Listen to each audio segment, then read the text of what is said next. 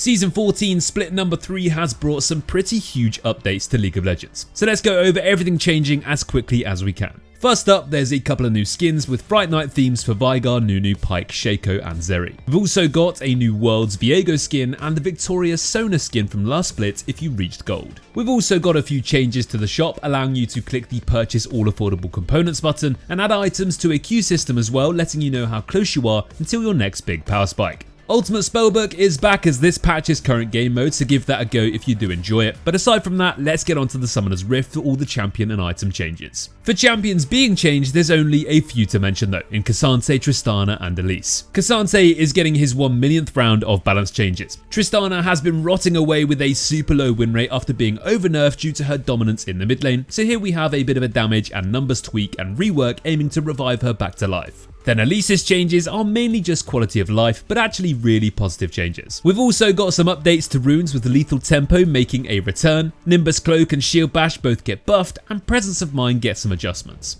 Biscuits now permanently increase your max health rather than your max mana, and they don't give any mana back when you eat them anymore. But by far the biggest changes that will affect Split 3 though are the item changes, and it's safe to say there is an absolutely crazy amount of them. We're going to sum these up really quickly for you without going into all the different details, so let's get into it. First up, boots are being changed once again. Mercury's treads will now cost more, Lucidity boots cost less but has less ability haste, plated steel caps get a buff, getting their plating damage reduction going back up to 12% up from 10, and Berserker's Greaves gets a new recipe and less attack speed. A bunch of basic items have had their costs adjusted and tweaked, so make sure you check out the shop when you next get into game so you know what you can actually afford. To add to that, plenty of epic items have also seen a fair few changes with cost adjustments, recipe changes and build paths, so again make sure you're double checking which components you are building before you leave the shop. Then it's the legendary item changes that will really get the meta shifting. For tank items, we have heavy nerfs to Abyssal Mast and Jack-Show, as well as nerfs to Force of Nature, Heartsteel, Kaenic Rukern and Warmogs. We've also got adjustments to Dead Man's Plate, Frozen Heart, Hollow Radiance, Iceborne Gauntlet, Spirit Visage, Sunfire Cape, Thornmail and Unending Despair. Most of these adjustments are nerfing some stats and buffing some others, but overall the majority are nerfs.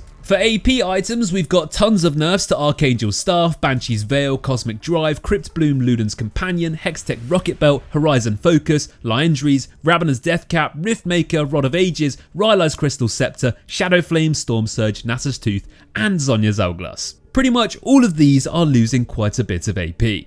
Blackfire Torch receives yet another round of adjustments alongside Lichbane and Malignance. For AD carries items, Blade of the Ruin King loses 10 AD, Rageblade loses 5 AD and AP, along with plenty of other nerfs to Essence Reaver, Infinity Edge, Kraken Slayer, Lord Dominic's Regards, Manamune and Muramana, Mercurial Scimitar, Mortal Reminder, Navori Flickerblades, Phantom Dancer, Rapid Fire Cannon, Runarn's Hurricane, Static Shiv, Terminus, and the Collector. Unfortunately for you AD carry mains, not a single positive change to any items here. For fighters and bruisers, we've got nerfs to Chempunk Chainsaw with a bit more health but much less damage. Death's Dance costs 100 gold more, as does Eclipse as well, but has less AD. We've also got nerfs to Experimental Hexplate, Maw, Overlord's Bloodmail, Shojin, Sterak's Gauge, Sundered Sky, Titanic Hydra, and Wit's End. And then adjustments to Triforce and big changes to Hullbreaker. For Assassins, it's mostly nerfs again here with Axiomarch, Edge of Night, Opportunity, Profane Hydra, Umbral Glaive, and Cyclosword all being hit. With the only exception of Serelda's Grudge being adjusted rather than just a flat nerf, as it now has 30% armor pen.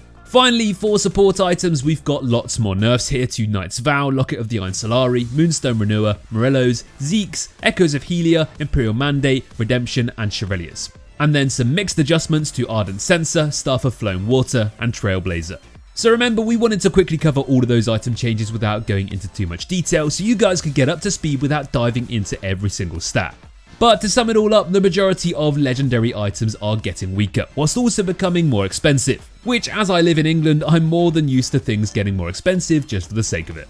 Players are referring to this patch as the Durability Patch 2.0, and it's already been over 2 years since that patch, and then gradually over time it's returned back to that bursty meta again. Now, with all the damage items being nerfed and Riot's efforts to slow down snowballing and even nullify jungle invades with automated pings, the meta will likely see similar results to last time round, with tanks and tank killers and scaling machines popping back into the meta. We'll be back with an updated tier list video for you guys in a couple of days as we see how this patch pans out, covering the biggest winners and losers and all of that fun stuff. But for now, here's a few quick predictions for 3 S tier picks to play in each role. In the top lane, we'd go for Fiora, Kayle and Malphite. Fiora and Kayle are already in a good spot. They both were super strong in the previous durability patch, and they both are so good at taking down tanks. Then Malphite is one of the best top lane tanky counter picks to go for to shut down those other picks like Fiora and Kayle. In the jungle, we've gone for Zac, Udyr and Volibear. 3 bulky boys that have all been performing really well already recently and will continue to do so in this patch with various itemization builds suited to these changes.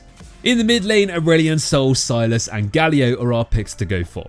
Sol is an insanely strong scaling mid lane machine, so there's not too much more explaining we need to do there. Sylas has been consistently OP recently and this isn't really going to change here, and then Galio is the perfect combination of a playmaking tanky damage dealer who is the perfect description of what you want to have on your team in this patch. In the bot lane, Kog'Maw is going to love Lethal Tempo's comeback along with the tanky meta and the fact that Lulu is pretty OP right now. Then we've also gone for Kai'Sa for her versatile build options and anti-tank passive. And then finally Twitch, because when that durability came around last time, this rat was absolutely crazy. Don't forget about those mage picks either though, like Hwei, Karthus and Seraphine. In the support role, we'd go for Lulu, Senna and Janna. 3 utility heavy supports that scale exceptionally well into games that will also now be less vulnerable in the early game. Tank supports haven't been as popular in recent weeks after a few too many nerfs, so we expect the enchanters to stay in the spotlight.